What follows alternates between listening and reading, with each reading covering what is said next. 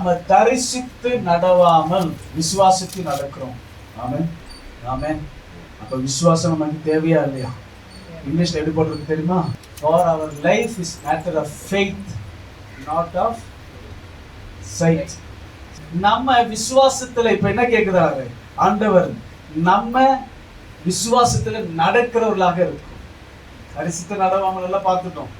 இப்ப விசுவாசத்துல நம்ம எப்படி நடக்கிறோம்?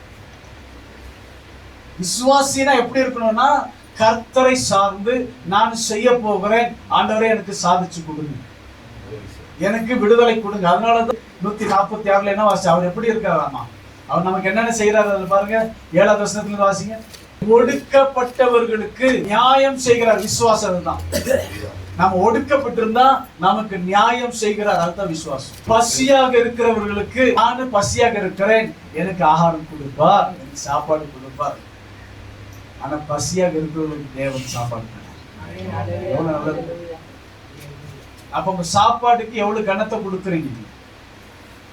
அல்லேலூயா. ஒவ்வொரு நேரத்தையும் செபத்தோடு அதை செய்ய முடியுமா? அதெல்லாம் இல்ல. அதுதான் நான் சொன்னேன், ப்ராசஸ் லைஃப். அதனால நம்ம எதுவுமே சீரியஸா எடுத்துக்கணும். கட்டுண்டவர்களை கர்த்தர் விடுதலை ஆக்குகிறார். அல்லேலூயா. நம்ம எல்லாம் எப்படி கட்டப்பட்டிருக்கோம் தெரியுமா? பேய் பிசாசுல கட்டப்பட்டிருக்குமா? இல்ல, நம்முடைய பழக்கங்களிலேயே கட்டப்பட்டிருக்கும். நமக்கு என்ன பழக்கம்? சாப்பிட மாட்டோம். இப்ப எந்த கட்டை சொல்றோம் நம்ம? நீங்க சொல்லுங்க.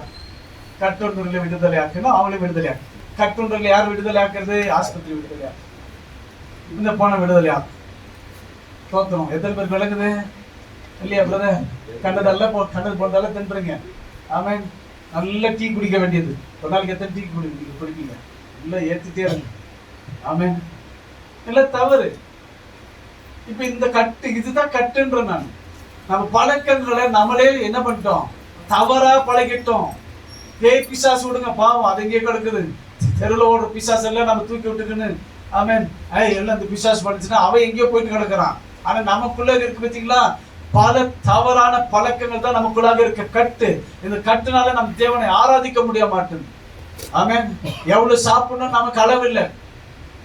நல்ல ருசியா கண்டா சாப்பிடுறது கட்டு. இதெல்லாம் நம்ம ஏன் ஞானமா இருக்க மாட்டோம்? ஏன் தேவனோட உதவி கேட்கலன்னா, நம்ம செய்கிற பழக்கங்கள் சரியில்லை. இதெல்லாம் கட்டுல இருக்கிறோம். இந்த கட்டுல இருந்து தான் தேவன் நமக்கு விடுதலை தரணும். ஆமென். அல்லேலூயா.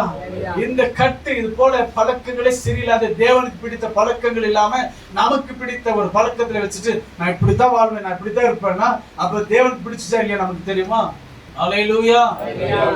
நம்ம நினைச்சிட்டோம் பிசாசு பேய் பிசாசு. தேவனுக்கு பிடிக்காம இருக்கிறதே கட்டு. இதுல இருந்து வெளியே வாங்கணும். தேவன் பிடிச்சது செய்யும். தேவன் அழக விடுதலை தரும். குருடரின் கண்களை திறக்கிறார், மடங்கடிக்கப்பட்டவர்களை கர்த்தர் தூக்கி விடுகிறார், நீதிமான்களை கர்த்தர் சிநேகிக்கிறார். தேவன் என்னென்ன பண்றாரு? தரிசித்து நடக்கிறத விட்டுட்டார். இப்ப விசுவாசத்துல நடக்கிறோம்னா தேவன் இதெல்லாம் நமக்கு செய்வார், செய்துட்டே இருக்கணும்னு சொல்லிதான் நம்ம விசுவாசிக்கணும். ஆமென். நம்ம விசுவாசிக்க மாட்டோம். நம்ம வாழ்க்கையில விசுவாசம்ன்றது ஒண்ணு இல்லை. ஏன் இல்லைன்னா, இதுல இருந்தெல்லாம் நமக்கு விடுதலை கொடுப்பாருன்னா நம்ம நினைக்க இல்லையே, எனக்கு எதோ கட்டு இல்லையே, எனக்கு போராட்டம் இல்லையே, எனக்கு பிரச்சனை இல்லையா இருக்கு நமக்குள்ள. நம்மளே காணாம நம்மளே உள்ள வச்சுட்டு இருக்கிறோம், நம்மளே அறியாமலே உள்ள வச்சுட்டு இருக்கிறோம். ஆமென். அதனாலதான் தேவன் இன்ன வரைக்கும் நம்மளால ஒரு அன்பு பாசம் இல்லாம அப்படியே தன்னந்தனியா நிக்கிறாரு. அல்லேலூயா. தேவன் நம்ம மேல அன்பு பாசத்தோடு நல்ல பிரியமா இருந்தா தேவன் நம்மளை ஆசீர்வதித்து நல்ல உயர்த்தி இருப்பார். ஏன் தெரியுமா? இன்ன வரைக்கும் அவர் புரிஞ்சு நிக்கிறாரு. நம்ம அவருக்கு தகுந்த மாதிரி நம்ம நடக்காம இருக்கோம். அவர் பிடிச்ச மாதிரி நம்ம என்ன கீழ்ப்படியாம இருக்கிறோம். அதனாலதான் இன்னும் இப்படியே இருக்கிறோம். இன்னும் ஒண்ணுமே இல்லை. அப்பா அம்மாவுக்கு பிடிச்ச மாதிரி நம்ம நடக்க மாட்டேன்றோம். அவனை திட்டி திட்டி திட்டி திட்டி திட்டி வளர்க்கிறோம். எத்தனை பேருக்கு விளங்குது? அப்ப தேவன் நம்மோடு கூட இருக்குன்னா இந்த விசுவாசங்கள் எல்லாம் தேவன் நமக்கு செய்துட்டே இருக்கும். அதனால இது போன்ற காரியத்துல விட வேண்டாம், எச்சரிக்கையா இருக்கும். என்னது? விழித்திருக்கலாம். ஆமென். விழித்திருப்போம். விழித்திருக்கும் போது கர்த்தர் உங்களுடைய வாழ்க்கை, உங்கள் குடும்பங்கள், பிள்ளைகள் ஆசீர்வதிக்கப்படுவார்கள். ஆமென். அல்லேலூயா. அதுதான் விசுவாசத்தின் வாழ்க்கை. நம்ம விசுவாசம்னா வேற என்னவோ நினைச்சிட்டு இருக்கிறோம். வேறையோ பணம், பிசினஸ் அப்படிதான் நினைச்சிருக்கோம். இல்லவே இல்லை. இதெல்லாம் விசுவாசத்தில் வர பட்டியல் தான். நமக்கு பிரச்சனை வந்துருச்சு, விசுவாசம் எந்த விசுவாசம் வந்துருச்சு. யோசுவாக்கு அழகா சொல்றாரு, நீ என்ன பண்ணிப்ப? காலை எடுத்து வையுன்றாரு. மோசைக்கு ஒரு காரியத்தை சொன்னார். என்ன சொன்னாரு? கோலை வெய்யந்தாரு. இங்க என்ன பண்றாரு? கால் எடுத்து வெய்யந்தாரு. அப்ப இவன் சோஷம் என்ன சொல்றான்? இல்ல எங்க முப்பாட்டனுக்கு என்ன பண்ண நீ கோலை வெய்ய, என்ன எதுக்கு காலை வைக்கிறேன்னு கேட்டிருக்கணுமா இல்லையா? கேட்கணும். விசுவாசம் அதுதான். கண்ணை மூடிட்டு எடுத்து காலை வைக்கணும். நான் சொல்றேன் நீ செய். இதுதான் விசுவாசம். ஆமென். இந்த விசுவாசத்தின் காரியத்தை நம்ம வாழ்க்கையில நடக்கணும். அல்லேலூயா. இந்த விசுவாசம் இல்லைன்னா நமக்கு என்ன பண்ணும்? வாழ்க்கையில மெதுவா தான் ஓடும். கூச்சு வண்டி மாதிரி ஓடும், எக்ஸ்பிரஸ் மாதிரி ஓடும். ஆமென். அதனால எவ்வளவுக்கு எவ்வளவு மாற்ற முடியுமோ அதெல்லாம் மாத்திக்கணும்னா கண்டிப்பா வாழ்க்கையில பெரிய வெற்றியை பார்க்க முடியும். இயேசு நம்மோடு கூட இருப்பாரு. இயேசு கூடவே இருப்பாரு. இயேசு நம்மை விட்டு விலகி போக மாட்டார். அல்லேலூயா.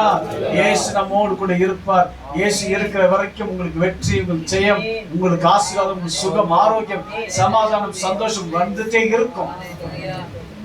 அல்லேலூயா. அதனால அதுதான் விசுவாசம். அந்த விசுவாசத்தை விட்டு ஆண்டவரே கொஞ்ச நாள் ஓடுறேன், கேஸ்ட்ரிக் வந்துருச்சு, வலி, அது கொஞ்சம் ஏன் விசுவாசம் ஆண்டவர் சொல்ல கொடுக்க மாட்டான். இன்னும் ஓடிட்டே இருக்கிறேன், ரொம்ப நேரம் நிற்கிற அம்மா முன்னே நிற்கிறாங்க, முதுவலி வந்துருச்சு. ஏன் முதுவலி வரதுக்கு முன்னாடி ஆண்டவர் சுகப்படுத்திருக்க கூடாதா? விசுவாசம் எங்க போச்சு? ஸ்கூல் வருது, ஃபீஸை கட்டணும். ஏன் ஃபீஸ் கட்டுறதுக்கு ஆண்டவர் உதவி செய்ய மாட்டாரா? உதவி செய்யணும். அந்த விசுவாசம். ஆண்டவரே ஃபீஸ் வருது, என் பிள்ளைங்களுக்கு நான் கட்டணும், எப்படியாச்சும் உதவி செய்யணும். ஆண்டவர் வந்து செஞ்சுட்டு இருக்கணும். விசுவாசம் இருந்தா தேவன் செஞ்சுட்டு அவர் கொடுத்துட்டு இருப்பாரு. விசுவாசம். இந்த விசுவாசத்துல தான் தேவன் நம்மளை நடத்தணும். அதுதான் விசுவாசம், பரிபூர்ணமான விசுவாசம் அதுதான். ஆனா இது விட்டுட்டு ஆண்டவரே எனக்கு ஒரு கடன் கட்டினேன், நான் கடன் வாங்குறதுக்கு காட்டிட்டேன் சோத்திரம் சொல்லிட்டு, அது விசுவாசம் இல்லை. அது நம்ம போயிட்டு தேடல். என்னங்க, அவன் வட்டி கொடுக்குறான்னா வட்டி இல்லாத தரானோ, நம்ம போயிட்டு தேடுறதுனால தான் அவன் கொடுக்குறான். ஆனா விசுவாசத்துல என்ன தெரியுமா? நான் முட்டி போட்டு நான் ஜெபிக்கிறேன், ஆண்டவர் என்னை சந்திப்பேன். ஆமென். நான் முட்டி போட்டு ஜெபிக்கிற ஆண்டவர் எனக்கு ஒரு சுகத்தை கொடுக்கணும். நான் முட்டி போட்டு ஜெபிக்கிற பிள்ளைகள் எல்லாம் என்னது ஒழுங்கா இருக்கணும். நான் முட்டி போட்டு ஜெபிக்கிறேன், என் தேவன் எனக்கு என் கண்ணீரை பார்க்கணும்னு சொல்லி எத்தனை பேர் நம்ம விசுவாசிக்கிறோம்? அந்த விசுவாசம் இல்லையே. எல்லாத்தையும் தேவன்கிட்ட போராடி போராடி போராடி கேட்கறது விசுவாசம் இல்லை. அது போராட்டம். யாக்கோபு போராடுமா இல்ல? நானும் இரவு ஃபுல்லா போராடுறது விசுவாசம் இல்லை. ஆமென். நைட் எல்லாம் போயிட்டு போராடுறான். யாருக்கிட்ட? ஆண்டவர்கிட்ட போயிட்டு சண்டை போட்டு வாங்குறது விசுவாசமா? அது என்னது? ஆமா, அதெல்லாம் விசுவாச வீரர் இல்ல. விசுவாச பட்டியல வரக்கூடாது. அது போல நம்மளும் ஆண்டவர்கிட்ட சண்டை போட்டு வாங்கக்கூடாது. ஆண்டவர்கிட்ட தானாவே வர என்னது கற்றுக்கொள்ளணும். அதுதான் விசுவாசம். ஆமென். அப்படியே கண்களை மூடுவோம்.